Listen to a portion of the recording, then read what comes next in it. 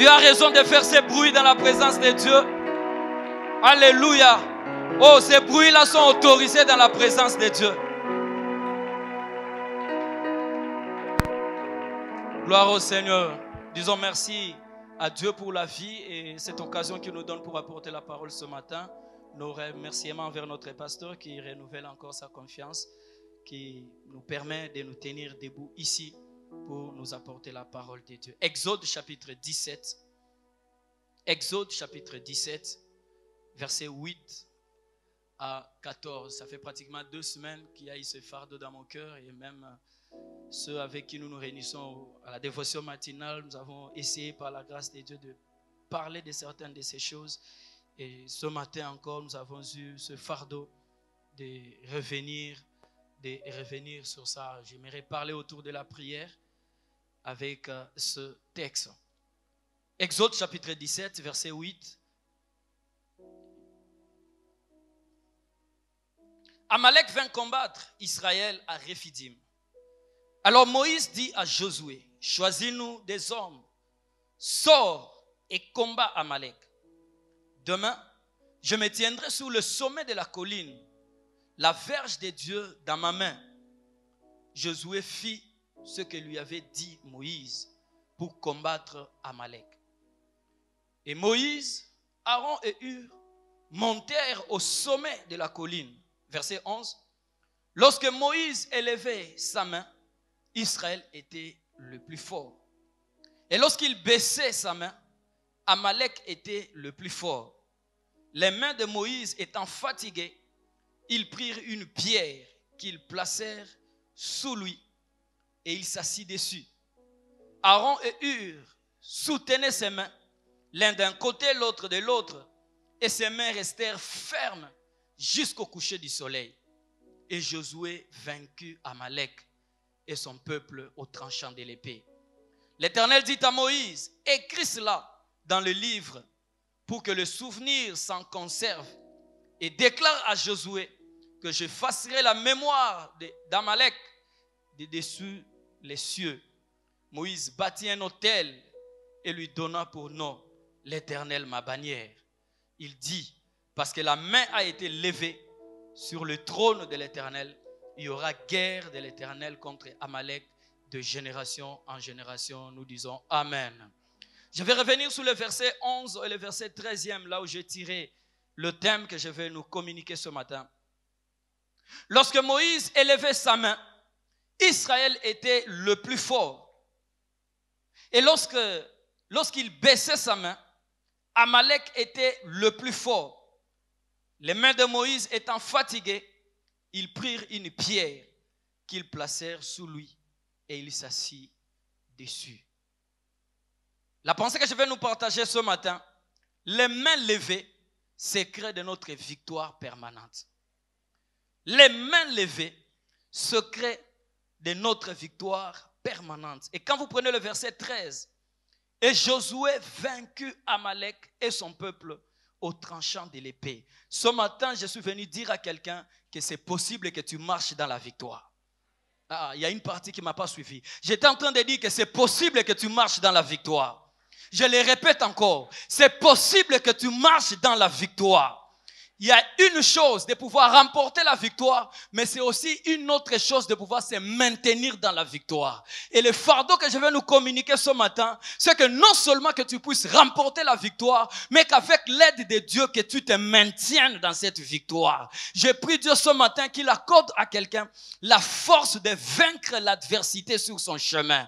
Que Dieu te donne la force de vaincre toutes sortes de tentations sur ton chemin. Que Dieu te donne la force de vaincre toutes sortes de convoitises charnelles sur ton chemin. Parce qu'avec Dieu, nous sommes appelés à marcher de victoire en victoire. Est-ce qu'il y a quelqu'un qui croit à la victoire de Dieu ce matin? Je suis venu rappeler à un chrétien qu'en Christ, nous avons droit à la victoire. Tu n'as pas été fait pour échouer chaque jour. Tu as été fait pour vaincre chaque jour. Parce que celui qui vit en toi est plus fort que celui qui est dans le monde. La victoire de Josué sur Amalek nous montre qu'il est possible, Église du Seigneur, de vaincre nos ennemis. Il est possible de maintenir cette victoire. Et le secret dans cette histoire que nous venons de lire, ce sont les mains levées. Les mains levées de Moïse ont constitué le secret pour la victoire de Josué. Aujourd'hui, il n'y a plus Moïse. Aujourd'hui, il est question de vous. Aujourd'hui, il est question de moi. Raison pour laquelle mon exhortation, c'est que nous ayons toujours nos mains levées pour que nous puissions nous maintenir dans la victoire. La Bible dit, lorsque Moïse levait ses mains, c'est Israël qui était en train de remporter la victoire. Et le contraire, quand les mains de Moïse se fatiguaient, il y avait l'échec dans les camps d'Israël. Est-ce qu'on est ensemble ce matin? Avant d'aller plus loin, j'aimerais parler des 2 erreurs à éviter lorsque nous faisons face au combat. 2 erreurs à éviter. Et ces 2 erreurs constituent les 2 vagues des chrétiens dans notre façon de voir les choses, dans notre façon de réfléchir. Il y a ces 2 erreurs que nous commettons souvent. Premièrement, c'est qu'il y a une catégorie de gens, quand ils font face au combat, alors que nous sommes encore sur terre, leur façon de voir les choses, leur façon de penser, ils se disent, le diable est partout. Il y a une catégorie d'enfants de Dieu, une catégorie de ceux qui fréquentent les églises, qui commettent cette erreur, pensant que le diable est partout. Quand ils font face au combat, alors, dans tout ce qui arrive dans leur vie, ils ne voient que le diable. Surtout lorsqu'il y a échec, surtout lorsqu'il y a défaite, nous attribuons tout au diable. C'est une erreur. Le diable n'est pas auteur de tout ce qui nous arrive, bien que quelquefois des choses négatives. Parce que dans la vie de l'homme, il y a aussi sa responsabilité qui compte. Quand vous attribuez tout au diable, alors vous allez décliner votre responsabilité. Il y a des gens, lorsqu'ils tombent dans le péché, ils disent automatiquement, c'est le diable qui m'a poussé. Lorsqu'il y a une affaire qui ne marche pas, c'est le diable qui était à la base. Lorsque les fiançailles se rompent, c'est le diable. Non, tout n'est pas fonction du diable. Tout n'est pas provoqué par le diable. Nous pouvons connaître les échecs juste à cause de notre négligence. On peut connaître des échecs parce que vous n'avez pas su suivre les conseils. On peut connaître les échecs parce que vous n'avez pas pris votre responsabilité en main. Est-ce qu'on est ensemble ce matin? Donc penser que le diable est l'auteur de tout ce qui nous arrive de négatif, c'est faux. C'est une erreur. Deuxième erreur, c'est une catégorie de gens également qui nie totalement l'existence ou la présence du diable. Eux, ils nient. Le diable n'est pas là. Dans tout ce qui m'arrive, il n'y a aucune présence de l'adversité, aucune présence de l'ennemi. Le diable n'est pas là. Le diable n'existe pas. Les histoires des démons, c'est faux. Là aussi, nous disons que c'est une erreur. Parce que le diable existe. Les forces des ténèbres existent. Mais mon souci ce matin, c'est de nous pousser à avoir l'équilibre quand nous faisons face au combat. L'équilibre, c'est de comprendre que le destructeur existe, mais il n'a pas de pouvoir sur moi. Parce que je suis un enfant de Dieu. Le diable existe, les démons existent, mais ils n'ont pas d'autorité sur moi parce que je suis en Christ. L'équilibre, c'est lorsque nous croyons que celui qui est en nous est plus fort que celui qui est dans le monde. 1 Jean chapitre 4, verset 4. Petits enfants, vous avez vaincu. Vous êtes des dieux. Et vous les avez vaincus. Parce que celui qui est en vous est plus grand que celui qui est dans le monde. L'équilibre, c'est de comprendre que le diable existe. Mais je peux lui résister. Je peux lui résister par la prière. Et quand je résiste, Jacques chapitre 4, verset 7 me dit qu'il va fuir loin de moi. Je peux lui résister. L'équilibre, c'est de comprendre qu'ils me feront la guerre. Tant que je suis sur la terre, surtout je suis en Christ, je gagne les âmes pour le Seigneur, je sers Dieu. Ils me feront la guerre. Mais la bonne nouvelle, c'est qu'ils ne me vaincront jamais. Ils ne me vaincront jamais. L'équilibre, c'est de comprendre que par la prière, je peux remporter la victoire. Par la prière, je peux me maintenir dans la victoire. En fait, quand je parle des mains levées ce matin, je suis en train de nous parler de la prière. Symbole de la prière. Symbole d'une vie permanente de prière. Symbole de quelqu'un qui s'est veillé sur sa vie, sur sa propre marche, pour que l'échec ne puisse pas s'infiltrer. Avant d'aller plus loin, j'aimerais parler encore des deux portions que j'ai tirées dans ce texte. Deux portions, deux groupes dans ce texte. Amalek se présente contre Israël. Moïse, l'aîné qui était là, les leaders qui étaient là, ne s'engage pas directement dans le combat, mais il va former deux groupes dans son équipe. Il y a un premier groupe qui est constitué de lui-même Moïse. Il prend Aaron et il prend Hur. Et il y a le deuxième groupe que j'ai appelé la deuxième portion, qui est constitué de Josué et de toute l'armée d'Israël. Mais Moïse, il fallait combattre directement. Il a fallu engager directement les militaires. Non, il forme deux groupes. Est-ce qu'on peut dire après moi deux groupes? Est-ce qu'on peut dire après moi deux portions? Je prie Dieu que dans votre propre vie, vous puissiez avoir ces deux groupes. Vous puissiez avoir ces deux portions.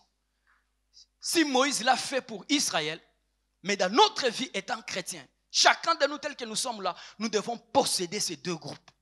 Nous devons posséder ces deux portions. La portion Moïse et la portion Josué. La portion Moïse, c'est cette portion qui monte sur la colline. La portion Moïse, c'est cette portion qui accepte d'avoir les mains levées. Et la portion Josué, c'est cette portion qui est sur le terrain. C'est cette portion qui est au front. Quelquefois, nous faisons mal. Nous ne prenons que la portion Josué. Nous sommes forts au front. Mais dans notre portion Moïse, nous laissons les vides. Et là, il y a une forte probabilité de marcher dans l'échec. Moïse a compris cette réalité spirituelle. Il y a la bataille, c'est vrai. J'ai une armée, j'ai Josué et les autres. C'est une bonne chose. Mais en dehors de Josué, en dehors de l'armée, en dehors de ce qui est physique, Moïse, je monte sur la montagne. Je prends avec moi Hur, je prends avec moi Aaron. La portion Josué, ça peut être ton travail. La portion Josué, ça peut être tes études. Pour toi qui es élève, qui es étudiant. La portion Josué, ça peut être ce voyage d'affaires. La portion Josué, ça peut être ta marchandise. La portion Josué représente ici ton activité. Mais en dehors de ta portion Josué, aie également la portion Moïse. La portion Moïse, parfois ne se voit pas. C'est en cachette, sous la colline. Mais ce qui est vrai dans cette histoire, c'est que c'est la portion Moïse qui influence notre victoire sur le terrain. La victoire sur la croix ne s'obtient pas sur la croix. La victoire sur la croix s'obtient à Gethsemane. La victoire sur la croix s'obtient dans le jardin en prière. Là, il prie, quelquefois il pleure. Maître, Père, s'il est possible que cette coupe s'éloigne, mais que ça ne soit pas ma volonté, que ça soit ta volonté. La prière nous aide à saisir la volonté de Dieu. Quelquefois, je voulais une chose, mais la volonté de Dieu n'était pas dans la chose. Lorsque je prie encore, Dieu finit par imposer sa volonté dans mon cœur. Et je finis par lui dire, Seigneur, que ta volonté soit faite. Et lorsque tu es dans la volonté de Dieu, c'est la réussite qui va marquer ta vie. Il voulait à tout prix faire la volonté du Père. 3 fois, il est revenu presque avec la même prière. Jusqu'à ce que la volonté de Dieu s'est imposée dans sa vie. Quelques vérités dans ce texte qui s'attachent à la prière et à la victoire permanente que nous sommes appelés à conserver, nous qui sommes enfants de Dieu. Je les ai tirés 6, mais en lisant le texte, vous pouvez enrichir la liste. La première vérité, c'est qu'il y a des choses qui se passent toujours pendant la prière.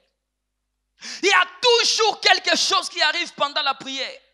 Pendant que les mains sont levées, là sur le champ de bataille, Josué est en train de remporter la victoire. Curieusement, Moïse n'a pas d'arme physique. Mais je peux comprendre que Moïse avait une arme qui était plus qu'une arme physique. Il y a Josué qui constate la victoire.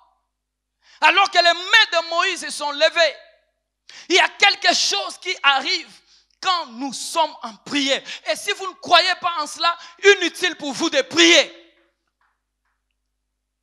Que ceux qui prient puissent croire que Dieu existe et il est le rémunérateur de tous ceux qui l'invoquent, le rémunérateur de tous ceux qui le cherchent. Il y a quelque chose qui arrive toujours pendant que nous sommes en prière. Et ici, j'aimerais vraiment nous situer.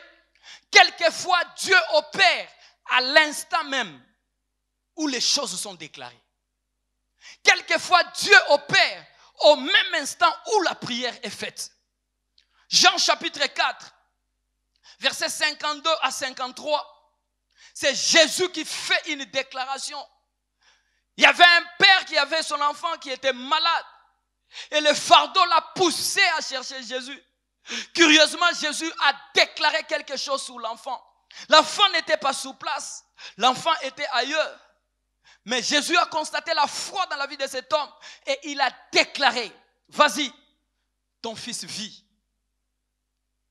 Et la Bible ajoute que ce père a cru à la parole de Jésus. Combien il est important de croire aux déclarations des serviteurs de Dieu. C'est par la foi que nous saisissons les choses spirituelles. Si pour toi c'est du théâtre, ça va rester du théâtre. Mais si pour toi ce sont des choses vraies, ça sera vrai et tu finiras par toucher ces choses-là. Ce père a saisi la parole de Jésus. Et quand il est rentré à la maison, on lui a dit, ton fils est en bonne santé. Ton fils est complètement guéri. J'aime une précision. Quand il a cherché à savoir à quelle heure la santé de l'enfant s'est restaurée, on lui a parlé. C'était à la 7e heure. Et il a essayé d'établir une corrélation entre l'heure à laquelle l'enfant était guéri et l'heure de la déclaration de la parole de Jésus. Et il a compris que c'était au même moment que Jésus déclarait quelque chose était en train d'arriver. Je déclare dans la vie de quelqu'un, ta prière est puissante dans l'invisible. Laisse que les choses que tu vas déclarer même ce matin puissent avoir de l'impact dans ton lieu de service. Laisse que les choses que tu vas déclarer ce matin par la foi puissent avoir de l'impact dans votre village. Laisse que les choses que tu vas déclarer ce matin puissent avoir de l'impact sur cet enfant que tu as laissé à la maison. Parce qu'avec la déclaration de foi, ça marche et ça marchera aussi pour ta vie. J'étais en train de dire que ça marche et ça marchera aussi pour ta vie. Oh, est-ce qu'il y a quelqu'un qui croit en cette parole et qui peut donner un amen fort ce matin? La déclaration de foi marche toujours. Les disciples, les apôtres, pendant qu'ils priaient, la Bible dit les lieux où ils étaient a eu à trembler. Qu'est-ce qui a provoqué les tremblements? Il n'y avait pas de véhicules qui sont venus se cogner contre cette maison. Juste la prière, juste la prière. Juste la prière. Ils ont cru, ils ont prié. Actes des apôtres chapitre 4 verset 31. Les lecteurs de la Bible, nous connaissons le texte. Voilà leurs menaces. Ils ont réclamé des choses. Et le lieu a eu à trembler. Mais qu'est-ce qui a provoqué ce tremblement? J'ai prié Dieu ce matin que nous ne puissions pas nous limiter à ce qui est physique quand nous venons à la rencontre de Dieu, mais que nous puissions aller très loin. En dehors de tout ce qui est physique, tout ce que nous voyons, il y a des réalités spirituelles qui se passent. Dieu est capable de provoquer un tremblement quelque part. Quelque chose peut bouger quelque part. Quelque chose qui n'existait pas peut apparaître quelque part. Quelque chose qui était bloqué peut s'ouvrir quelque part. Parce que ton Dieu est celui qui écoute la prière. Et la prière a de l'impact dans ce qui est physique. En dehors des beaux habits que nous portons les dimanches, en dehors d'une bonne décoration qu'il y a ici, en dehors de l'ordre qui est établi ici, recherchons la présence de Dieu. Recherchons quelque chose qui est spirituel. L'église, c'est spirituel. C'est spirituel. Que Dieu nous aide à comprendre ces choses. Nous devons croire et ça va marcher. Pendant que nous prions, il y a des choses qui arrivent. Ils étaient bloqués en prison, Actes chapitre 16. Ils priaient. La Bible dit ils priaient. Et dans leur moment de prière, il y avait des louanges, des cantiques de louanges et d'adoration. Et même d'autres personnes qui étaient dans d'autres pièces pouvaient entendre leur bruit. Juste ça. Et il y a eu un tout à coup qui est arrivé. Les prisonniers se sont étonnés. Eux-mêmes, certainement, ils s'étaient étonnés. J'ai pris Dieu que ce qu'il va faire dans ta vie puisse t'étonner toi-même et que cela puisse étonner les voisins. Parce que Dieu n'est pas naturel, il est surnaturel.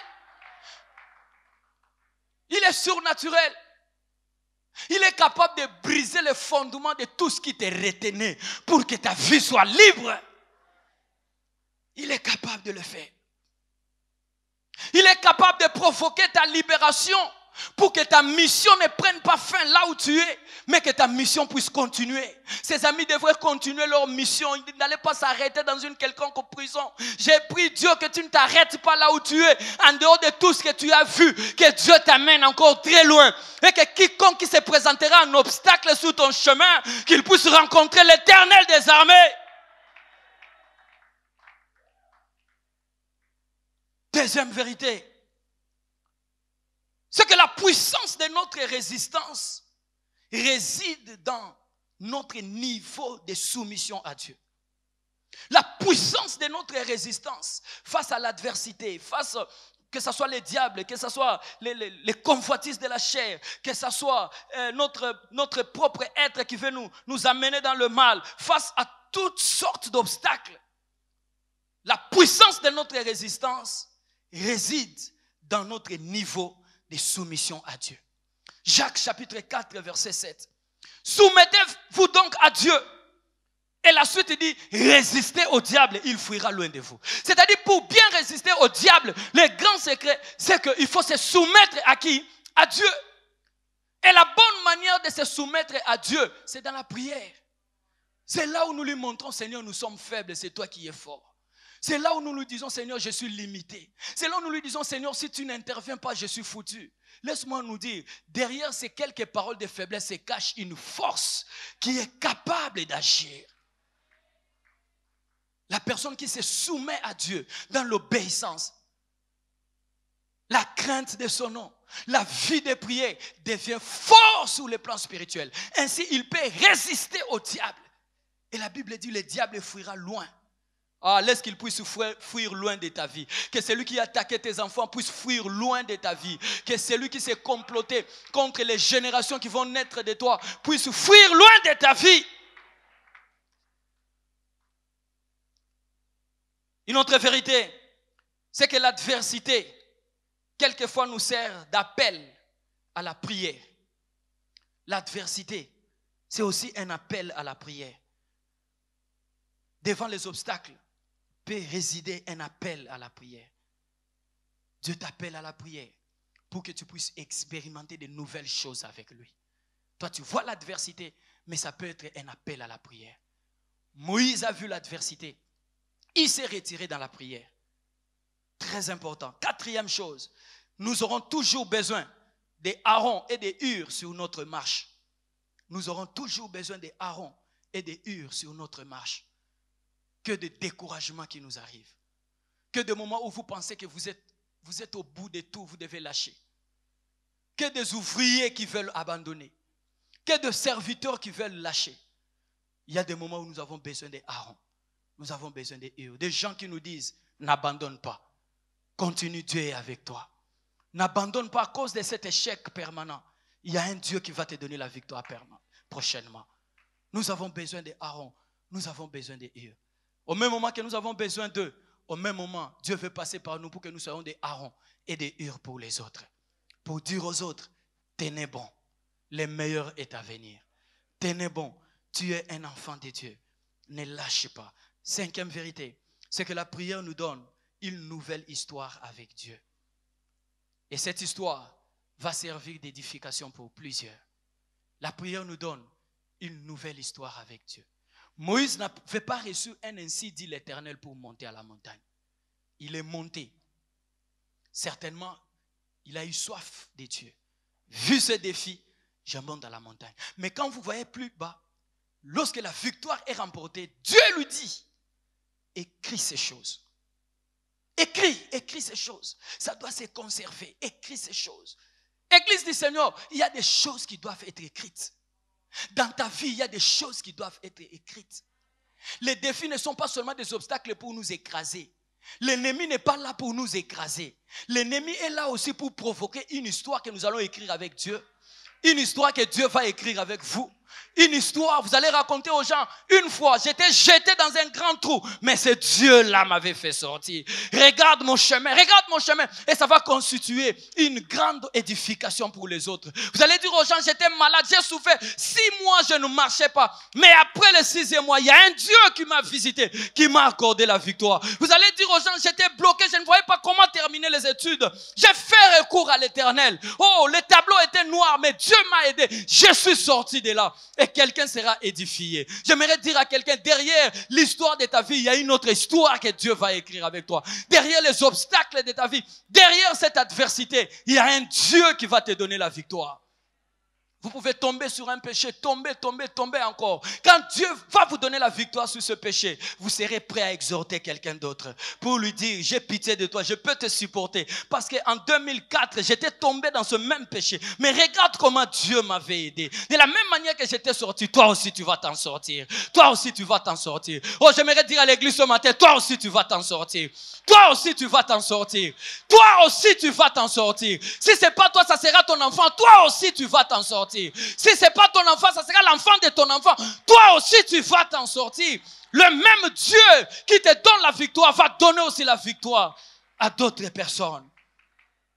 Le 6e point ou la 6e vérité, c'est là que j'aimerais terminer, c'est que Moïse, Josué, Aaron, Hur croyaient au miracle par la prière. Il croyait au miracle par la prière. Si Moïse ne croyait pas au miracle, il n'allait pas demander à Josué de partir et lui n'allait pas monter sur la montagne. Les gens qui prient sont ceux qui croient au miracle. Les gens qui prient sont ceux qui croient qu'en dehors des aspects physiques, il y a des choses spirituelles qui existent. Les gens qui prient, ce sont ceux qui croient qu'en dehors des solutions scientifiques, il y a une solution surnaturelle qui existe. L'apôtre Paul dit, dans 1 Corinthiens chapitre 2, versets 1 à 5, je ne vais pas tout lire, je prends seulement le verset 4 et le verset 5e. Et ma parole et ma prédication ne reposaient pas sur les discours persuasifs de la sagesse, mais sur une démonstration d'esprit et de puissance. Le verset 5 dit, afin que votre foi fût fondée, non sur la sagesse des hommes, mais sur la puissance de Dieu. Église, notre foi ne doit pas être fondée sur la sagesse des hommes, mais notre foi est appelée à être fondée sur la puissance de Dieu. Et cette puissance de Dieu existe. La prédication de l'apôtre Paul ne se limitait pas à une bonne présentation. La prédication de l'apôtre Paul, en dehors d'une bonne présentation, avait un soubassement. C'était la manifestation de la puissance de Dieu. Église du Seigneur, ce n'est pas parce que hier tu avais échoué que tu dois dire que ces choses sont fausses et tu dois rester là. Si hier tu avais échoué, reviens. Crois que la parole de Dieu est vraie. Crois que si toi tu n'avais pas expérimenté, il y a d'autres personnes qui expérimentent ces choses. Aujourd'hui, je suis venu dire à quelqu'un que tu es obligé, si tu es enfant de Dieu, de croire au miracle. Tu dois croire à la démonstration de puissance et d'esprit. Tu dois croire qu'avec la prière, la guérison est possible. Avec la prière, la guérison est possible. Je parle de ce Dieu qui est capable de changer les résultats des examens. La même personne qui avait fait les examens hier, on avait montré un tableau où il y avait la maladie, mais quand la personne revient aujourd'hui après avoir prié, les médecins s'étonnent. Je parle de ce Dieu qui trouve une solution là où tout le monde avait échoué. Je parle de ce Dieu qui est aux cieux et qui écoute la prière. Oh, bien-aimé, Église du Seigneur, si Moïse en son temps avait compris les miracles, si Moïse en son temps avait cru qu'avec les mains levées, un miracle peut se provoquer, à combien plus forte raison moi qui suis aujourd'hui? Moïse n'avait pas Jésus dans son cœur. Moi, j'ai Jésus qui habite en moi. Il m'a dit, je ne te délaisserai pas, je ne t'abandonnerai pas. Il m'a dit, je suis avec toi tous les jours, jusqu'à la fin des temps. Il m'a dit, voici les miracles qui vont t'accompagner. Oh, il y aura des miracles qui vont m'accompagner. Il y aura des miracles qui doivent t'accompagner. Est-ce qu'il y a quelqu'un qui croit qu'il y a un Dieu qui peut ouvrir la porte là où toutes les portes sont fermées? Église du Seigneur, est-ce qu'en ce temps nous croyons encore aux miracles? Les miracles de Dieu ne se limitent pas à la guérison. Les miracles de Dieu vont au-delà de la guérison. Les miracles de Dieu peuvent ouvrir une porte. Je parle d'une porte. Je parle d'une porte. Les miracles de Dieu peuvent faire à ce que là où tu avais échoué hier, que tu rentres au même endroit et que tu reçoives la victoire. Les miracles de Dieu doivent marcher avec les enfants de Dieu. J'ai prié Dieu ce matin qu'il puisse accompagner la parole que nous prêchons ici à la parole éternelle par des miracles et des prodiges. La Bible déclare qu'il a marché avec les apôtres. Non seulement qu'il marchait avec eux, il était là pour attester que ce que les apôtres disaient était vrai. Soit nous sommes dans la vérité, soit nous sommes dans les mensonges. Or, Jésus est la vérité, donc je suis dans la vérité. Si je suis dans la vérité, il y a les miracles auxquels moi je ne vais pas provoquer, mais que Jésus va provoquer, parce que c'est lui-même qui atteste que ce que l'Église prêche est vrai.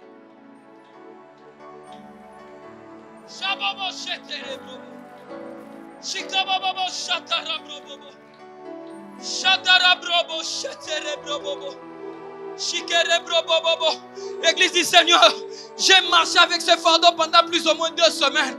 Moi je crois qu'au ciel il y a un Dieu. Moi je crois que la parole éternelle a un Dieu. Moi je crois que Dieu vit encore. Moi je crois que le temps de miracle n'est pas passé. Si pour toi c'est passé, croise tes bras. Moi je crois que le Dieu de la Bible est vrai. Il est capable de nettoyer l'environnement pour que toi tu puisses passer. Il est capable de te faire passer même au milieu de l'adversité. Moi je crois au Dieu de la Bible. Moi je crois que les genoux à terre, les mains levées peuvent provoquer un miracle quelque part. Moi je crois à la guérison. Moi je crois que dans une famille où il n'y a pas de mariage, où tout est bloqué, Dieu peut provoquer quelque chose. Quand je parle, je me souviens d'une dame, 52 ans. 52 ans. L'église était encore sur Kisangani. Juste une prière à la dévotion matinale. Et elle a trouvé un mari à 52 ans. À 52 ans. Église du Seigneur, Dieu est capable de te donner les années qui ont été dévorées. Dieu est capable de te donner des années qui ont été dévorées. Oh, où sont les femmes qui croient à la manifestation de la puissance de Dieu? Quand vous viendrez les différents mardis, quand vous allez venir pendant la semaine, chères femmes, chères mamans, avec tout le respect que j'ai pour vous, croyez à la démonstration de la puissance de Dieu.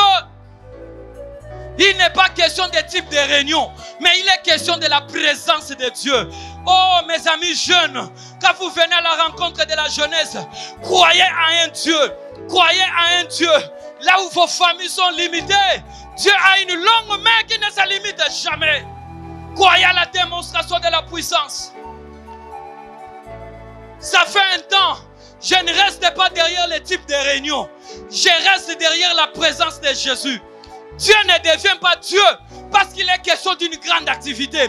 Dieu est Dieu parce que son Église croit qu'il vit et il agit encore. Il vit et il agit encore. Même dans un programme appelé petit, appelé par les hommes, mais par Dieu ce n'est pas petit. S'il y a la manifestation de sa présence. Chatarabro. Ikerebrobo chata. Ce n'est pas parce que tu avais échoué. Tu commences à dire aux hommes que ces choses sont fausses. Si pour toi ces choses sont fausses, pour les autres ces choses marchent. Ça marche. Ça marche. Ça marche. Indarabrobo shete. Ikerebrobo shata.